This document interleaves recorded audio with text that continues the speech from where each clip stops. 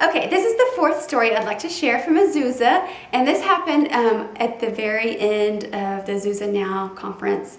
And basically I got to find some of my new friends that I had met the day before at our training, Grace and Elisha and David. And David was the one who just came to know the Lord like 2 weeks ago. And so they were all just so on fire. We were all experiencing God in powerful ways. It was just really fun and just cool how David was already just like encouraging people and prophesying over people. And when I say prophesying, I'm just talking about listening to God on other people's behalf and encouraging them, telling them what God's saying about them.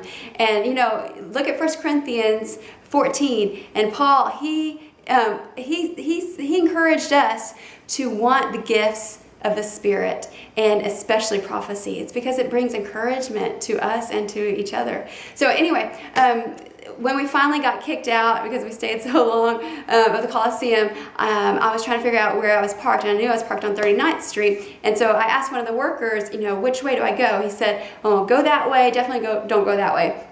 So I went where he told me to go, and we were all going to walk together to each other's cars and then drop each other off. And so we were going to go to mine first, and we just kept walking and couldn't ever find my car. We finally made it to 39th Street, and it wasn't there, and like, I thought it was 39th, but then we realized it was probably on the other side of 39th.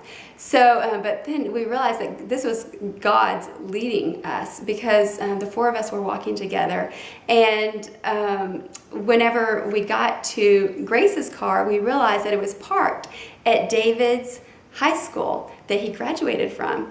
And it was just a cool moment because all four of us were able to pray over that school, just that the kids would be respectful and full of hope, and that the teachers would have a lot of great ideas. And you know, and David was inspired to he wants to go back now and encourage the leadership there and encourage the students there, because he comes from gangs and jail and prison and suicidal background, and so now that he's so full of joy and peace and has purpose and just full of life, he's wanting to pass that along. So that was really cool. But then when we were sitting in the car, I just realized that it was a prophetic moment, because Grace was in the front seat, and she's a charismatic Catholic, and she is like Portuguese, Asian American, and then I was white girl in the back seat, and then next to me was Elisha, who she's an African American lady, and then in front of her was David, who